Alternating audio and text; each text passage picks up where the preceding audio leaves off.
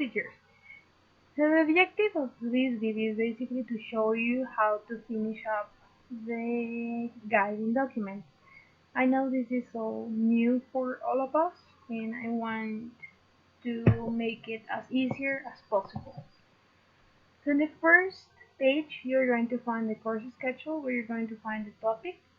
This is module number 1, reflective teaching. The second part, which is feedback theory and practice.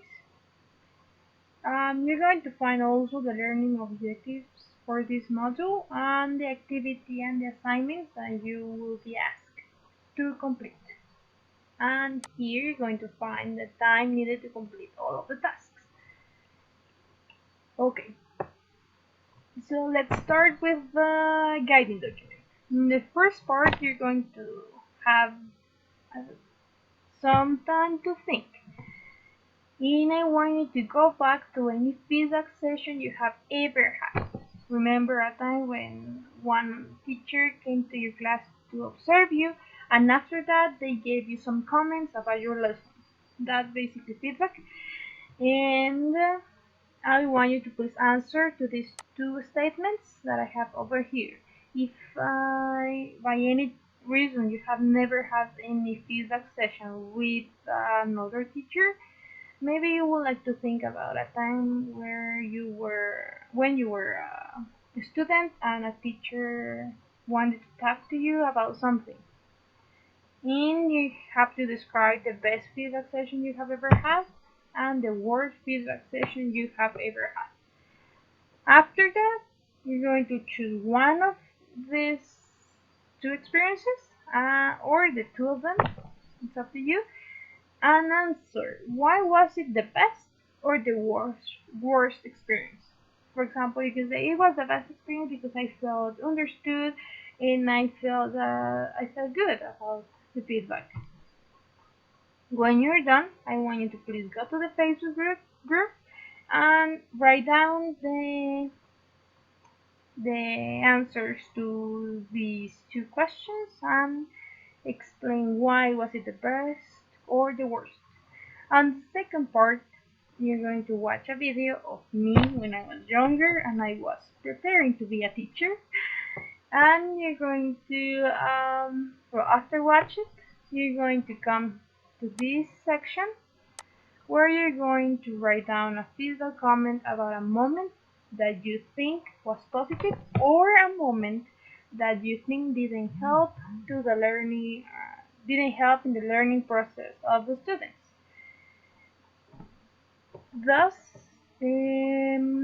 for example, you can say at minute 236, the teacher explained the vocabulary but didn't show any picture. And it is important to show visual aids whenever you're teaching vocabulary because the theory says that when you're teaching new vocabulary to beginners, it is important to always have visual aids to make it easier for their understanding. So I would like to ask the teacher what other choices will she have used in order to make the learning process of their students a little bit easier. That will be my comment. Remember to use DICPA, the one that we learned in the previous lesson. After that, you're going to find a short definition of what is feedback.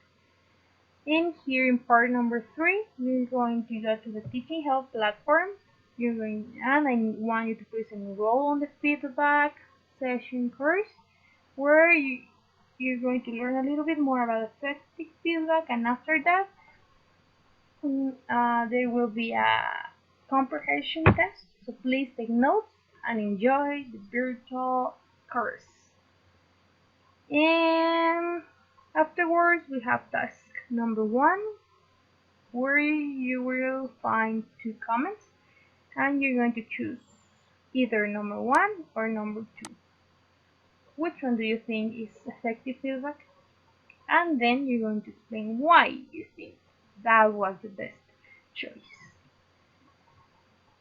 Here in this section, you're going to find some questions that can help you out whenever you're giving or writing a comment. about the teaching moment or about any comment that you're giving to someone else. Okay? And so whenever you're writing or doing a comment, remember to come back and answer these questions and check if the comment that you wrote has dikpa.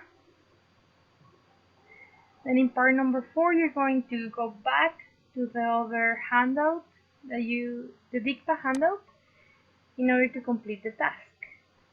So you're going to go specifically to task number 1 of the reflective teaching dikpa, and to the reflective teaching dikpa, where you're going to imagine that you're going to have the opportunity to give feedback to the constructor of the houses that you were observing, and you're going to write a comment about what would you say to that person. And here there is some feedback language that you can use to write down your comment. Here there are some tips that you can use whenever you're giving feedback. And then the closing activity, the most important part, where you're going to use this template to give feedback on a lesson that you observed. So in the step number 1, you're going to think of a lesson that you observed, and you're going to answer these 3 questions. What was the topic of the lesson? Who were the students? And why were you observing that lesson? And you're going to write it down here. If you have not observed any lesson by any specific reason, you're going to answer on a different way.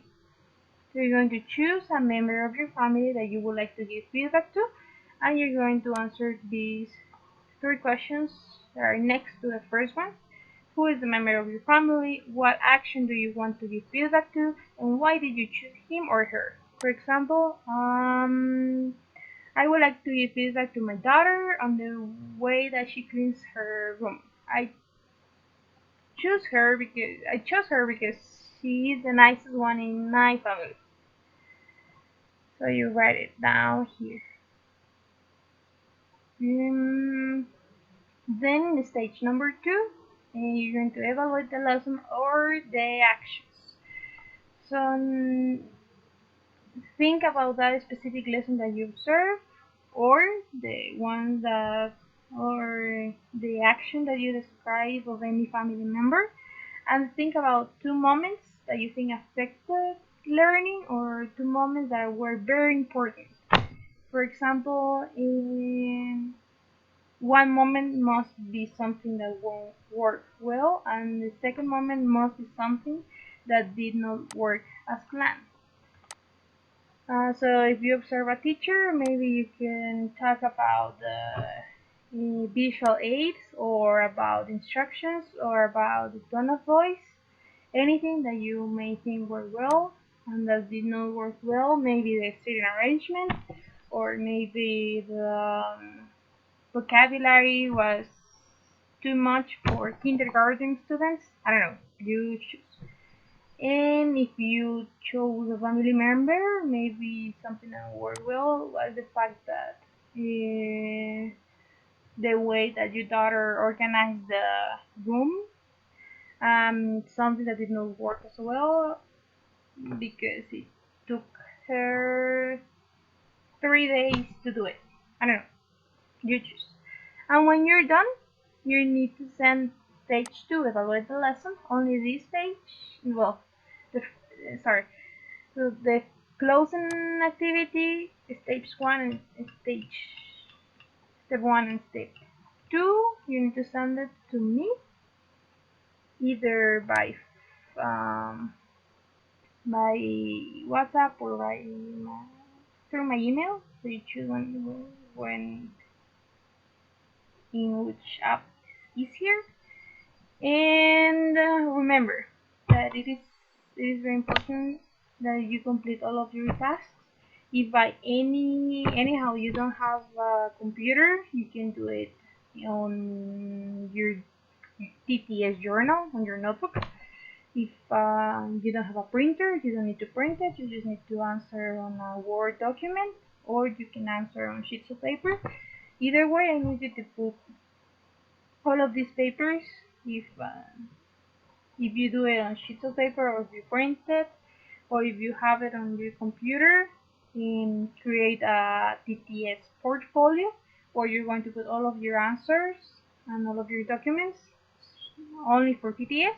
And if you can print it or you are going to do it on a separated sheets of paper, and I do put it on your TTS portfolio too.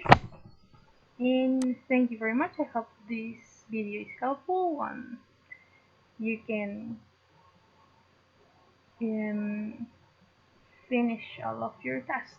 If you have any questions, you can always send me a message or ask trainer medium or any of your classmates. I'm sure they will be willing to help you out. So thank you again for all your effort and for all the hard work that you have been doing.